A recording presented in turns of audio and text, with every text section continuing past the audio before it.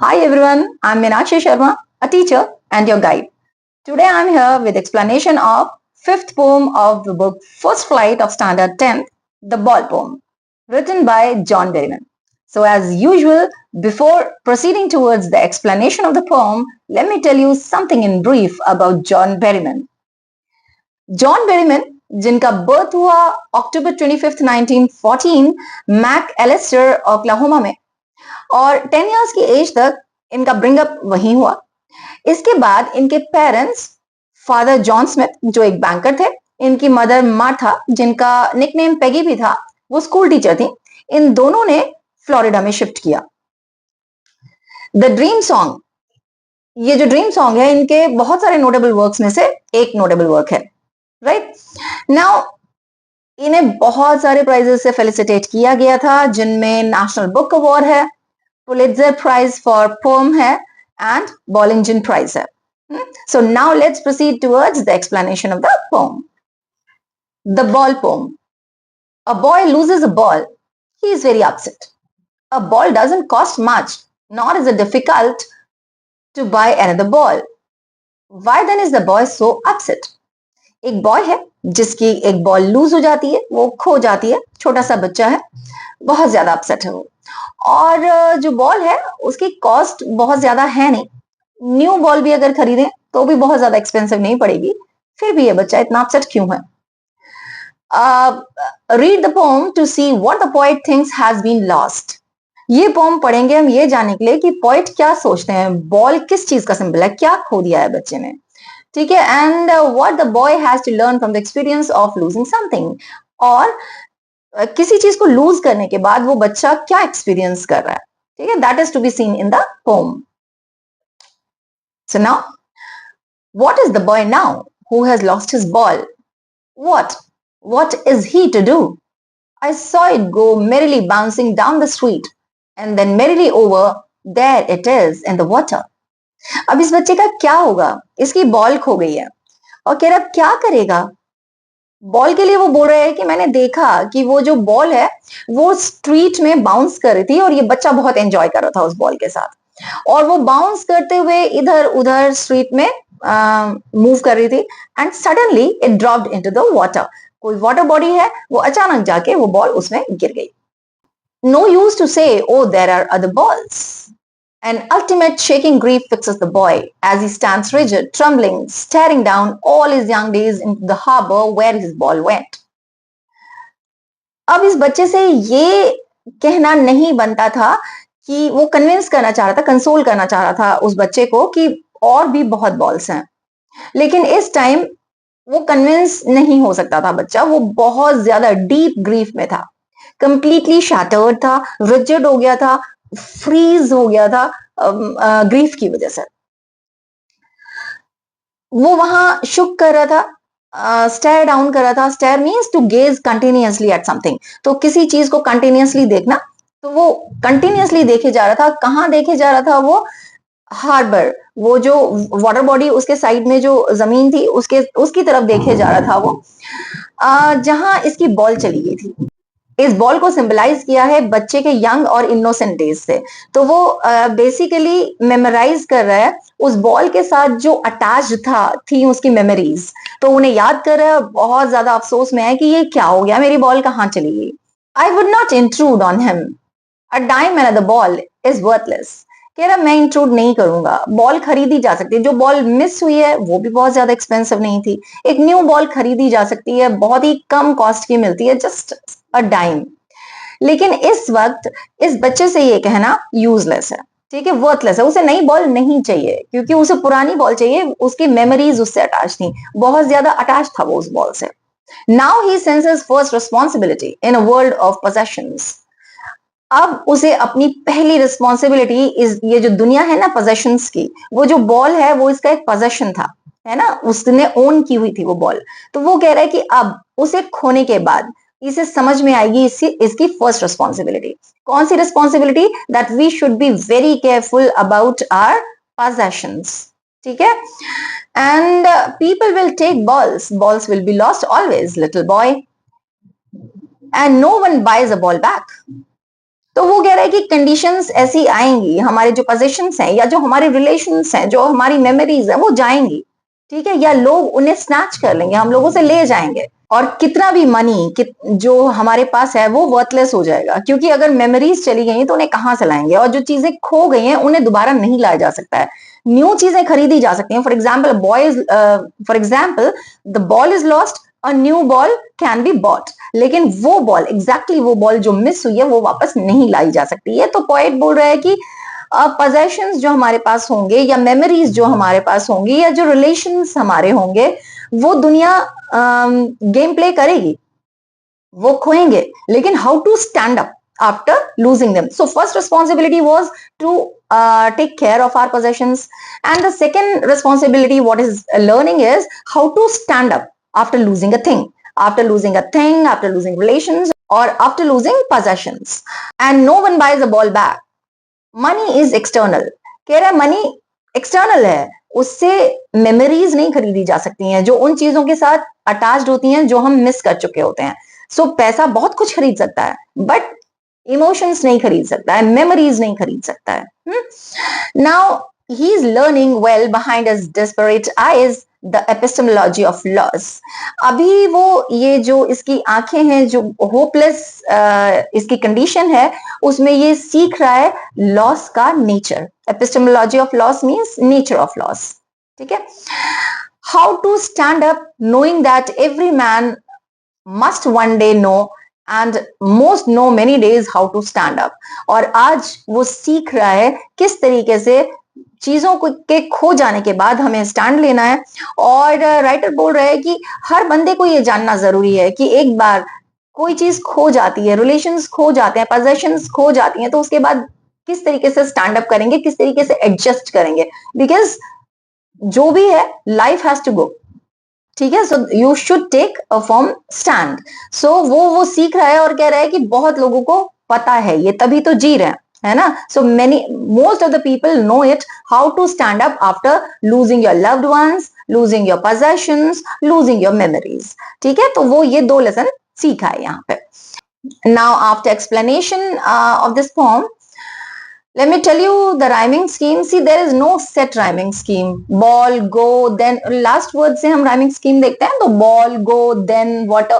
So no set rhyming scheme is there। और ऐसी poem को हम क्या बोलते हैं, free verse या blank verse। तो ये जो poem है वो free verse है, blank verse है। Now let's see poetic devices used in the poem. See, right in the first and second line, दोनों line जो हैं, दोनों consecutive lines same word से start हुई हैं, what। और ऐसा ही थर्ड और फोर्थ लाइन में भी है, merrily। तो जब 2 consecutive lines same word से start होती हैं तो उन्हें क्या बोलते हैं हम, anaphora। तो हमें anaphora मिलेगा, see, anaphora मिलेगा, यहाँ देखो फर्स्ट एंड सेकेंड लाइन में, ये देखो what, and third and fourth line में merrily, right? Now let's see alliteration। What is alliteration? Alliteration is repetition of consonant sound at the beginning of the closely placed words, ठीक है। Now देखो 14th line, देखो यहां आ जाओ, buys a ball back। तो ब देखो बिगनिंग में कॉन्सोनेंट साउंड ब है, रिपीट हो रहा है, buys a ball back। तो ये क्या हो गया, ये हो जाएगा हमारा एलिटरेशन। 14th लाइन में बी साउंड का रेपिटेशन है, ठीक है। नाउ रेपिटेशन यूज किया है इसमें पोएटिक डिवाइस। 13th लाइन में आ जाओ जरा।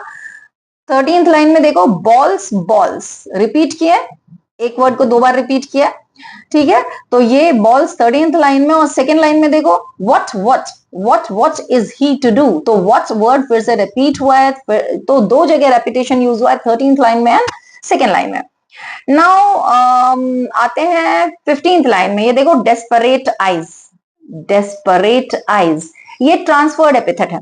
ट्रांसफर्ड एपिथेट क्या होता है, जब एक चीज का एट्रीब्यूट दूसरे चीज को दिया जाता है। डेस्परेट वो बॉय खुद है, और हमने क्या कहा, डेस्परेट आइज हैं। तो आइज, सिर्फ आइज डेस्परेट नहीं है, वो खुद पूरा का पूरा बच्चा डेस्परेट है। दैट्स व्हाई वो जो एट्रीब्यूट उस बॉय का है वो आइज को दे दिया, इसलिए ट्रांसफर्ड एपिथेट है। तो डेस्परेट आइज में तुम्हें ट्रांसफर्ड एपिथेट मिलेगा, 15th लाइन में है ये, ठीक है। नाउ देखो इमेजरी बताया है, लाइन मेरिली, ये देखो थर्ड लाइन देखो इसमें, merrily bouncing down the street. तो यहाँ इमेजरी क्रिएट की है, इमेज देखो ये लाइन जरा पढ़ रहे हो ना तो इमेज क्रिएट हो रही है दिमाग में कि किस तरीके से वो उछलती कूदती जा रही होगी स्ट्रीट में, तो वो इमेजरी है। नाउ एजोनेंस देखो, एजोनेंस में तुम्हें मिलेगा behind, yes, learning well behind is desperate eyes, ये तुम्हें मिलेगा 15th लाइन में। 15th लाइन में देखो, learning well behind his desperate, ई का, ई लेटर का अ साउंड रिपीटेड है ना? कौन सा साउंड रिपीटेड है? A sound, vowel sound repeat होते हैं, तो लर्निंग वेल बिहाइंड डेस्परेट, ठीक है, तो ये एजोनेंस हो गया क्योंकि वॉवल साउंड का रेपिटेशन है। नाउ एंजैबमेंट, एंजैबमेंट तो हम सब जानते हैं। एंजैबमेंट जब लाइन के लास्ट में कोई पंक्चुएशन मार्क यूज नहीं होता है तो उसे एंजैबमेंट बोलते हैं। सेकेंड लाइन में देखो कोई, ये देखो थोड़ा सा मैग्नीफाई करते हैं, थोड़ा सा जूम करते हैं। सेकेंड लाइन देखो, थर्ड लाइन देखो, then 6th 7th 8th 10th 11th 12th 16th 17th, तो ये लाइन में, ये सारी लाइंस में एंजैबमेंट है क्योंकि लास्ट में कोई पंक्चुएशन मार्क यूज नहीं किया है। नाउ लास्ट बचा जो शुरू में ही मैंने while explaining I told you symbolism, ball को किससे सिंबलाइज किया है? इस बॉय के यंग डेज या चाइल्डहुड से या इनोसेंट डेज से, ठीक है, तो ये सिंबलिज्म है। ये सारे के सारे पोएटिक डिवाइसेस इस फॉर्म में यूज किए गए हैं, और क्योंकि कोई सेट राइमिंग स्कीम नहीं है तो इसे हम ब्लैंक वर्स या फ्री वर्स कह के चलेंगे, ठीक है। So let's proceed towards the question answers. इसका स्क्रीनशॉट लेना चाहो तो ले सकते हो, मैं इसे एक्सप्लेन कर रही हूँ हिंदी प्लस इंग्लिश मिक्स करके, so that you can write it in your own words as well. Why does the poet say I would not intrude on him? Why doesn't he offer him money to buy another ball? Question का क्या meaning है, सबसे पहले ये देखते हैं। Poet ने ये क्यों कहा कि मैं उसे इंट्रूड नहीं करूंगा, मैं, वो ग्रीफ में है तो मैं उसे छोड़ दूंगा, मैं बीच में जाके इंटरफेयर नहीं करूंगा, उससे बात नहीं करूंगा, और क्यों उसने उसे पैसे, कुछ कोई नई बॉल खरीदने के लिए पैसे नहीं दिए? क्वेश्चन का मीनिंग ये है। Now answer है, the poet say I would not intrude on him because he does not want to intervene in the natural process of learning. He wants the boy to learn the meaning of loss on his own. He wants to give him his own space. ये इसलिए नहीं intrude करना चाह रहा था क्योंकि वो चाहता था कि वो बच्चा खुद से लर्न करे, खुद से लर्न करे, ये epistemology of loss, nature of loss, ठीक है। और वो ये भी चाहता था कि उसे उसका स्पेस दिया जाए, खुद से लर्न करे और खुद से कूल हो जाए, थोड़ी देर बाद समझे और एडजस्ट करे। He also doesn't offer him money to buy another ball because that would be worthless. He wants the boy to learn the lesson of responsibility. और वो कह रहा है कि न्यू बॉल के लिए पैसे देना भी worthless था। किस लिए? कि बहुत ज्यादा पैसे नहीं थे, बट उस टाइम उस बच्चे के लिए न्यू बॉल का कोई सेंस नहीं था, because the ball that he had lost was connected to his memories. ठीक है, एंड ही ये जो रिस्पॉन्सिबिलिटी ऑफ लॉस है वो भी वो समझेगा, इसलिए उसे पैसे देने ठीक नहीं समझे। Now, staring down all his young days into the harbor where his ball went, do you think the boy has had the ball for a long time? Is it linked to the memories of days when he played with it? तो ये जो line है ना कि वो नीचे देख रहा था जहां हार्बर में उसकी बॉल के साथ साथ उसके वो यंग और इनोसेंट डेज भी चले गए थे, वो कह रहा है कि क्वेश्चन है कि क्या तुम्हें ऐसे लगता है कि बॉल जो है वो बच्चे के पास बहुत दिनों से थी, और क्या वो लिंक थी इसकी मेमोरीज से, बचपन की मेमोरीज से? Yes, the boy has had the ball since long. In his young days, the boy played into the harbor where his ball went.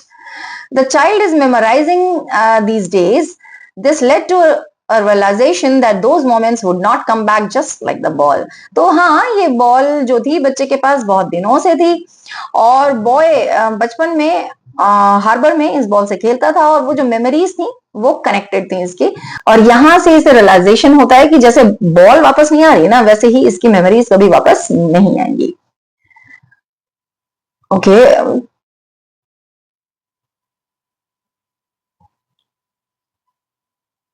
What does in the world of possessions mean? In the world of possession means that the world is full of materialistic things and full of possessions. Here everything and every action is made to possess something since it is natural tendency. In the same way the boy also desired to have his old ball. He is much grieved at its loss. Possessions क्या होते हैं बेटा? ये कह रहा है कि what does in the world of possessions mean? World of possessions means हम own करते हैं बहुत सारी चीजें. ये desire है, natural tendency है. Books तुम्हारी हैं तो वो तुम्हारा possession है. बैग जो है वो तुम्हारा possession है. तो वो कह रहा है कि in this world of possession, materialistic world है. तो वो आंसर ये होगा कि in the world of possession means कि ये world जो materialistic things से या possession से भरा हुआ है, यहाँ हर action जो हमारा होता है वो it is to possess something, कुछ हमें ओन करना होता है, खरीदना होता है, नेचुरल डिजायर है. और यही वजह है कि जब इस बच्चे का पोजीशन यानी कि वो बॉल जब मिस हो गई, that's why he was so much upset. Do you think the boy has lost anything earlier? Pick out the words that suggest the answer. तुम्हें लगता है कि बच्चे ने पहले कुछ खोया था? और अगर जो भी लगता है उसके लिए एविडेंस चाहिए उसे. No, it seems that the boy hadn't lost anything earlier. The words that suggest so are he senses his first responsibility in a world of possession. जो उसने कहा ना कि आज इससे पहली responsibility समझ में आएगी इस possession वाले world में, तो उससे समझ में आता है कि पहली बार ही इसने कुछ मिस किया, तभी तो पहली बार learn करेगा. The epistemology of loss, how to understand. ठीक है, तो ये इन सारे वर्ड से समझ में आता है. What does the poet say the boy is learning from the loss of the ball? Try to explain this in your own words. Question है, poet के according बॉल के लॉस से बच्चे ने क्या लर्न किया, और ये हमें अपने वर्ड्स में लिखना है. The poet says that the boy is learning the epistemology of loss. Moreover, to cope up with the loss of the ball, he is experiencing grief and learning to grow up in this world of possession. He learns that there are so many things in life that are lost and cannot be brought back.